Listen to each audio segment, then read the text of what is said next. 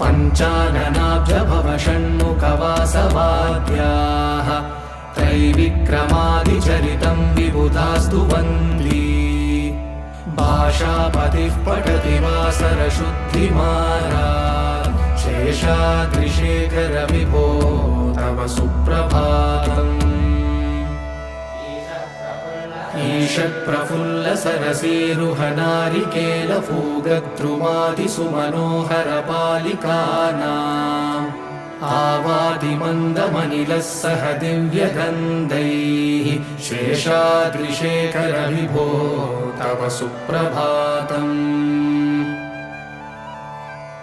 उन्मील्यनेत्रयुगमुत्तमपञ्जरस्ताः पात्रावशिष्टकदलीफलपायसानि भुक्त्वा सलीलमतकेलिसुखाः पठन्ति।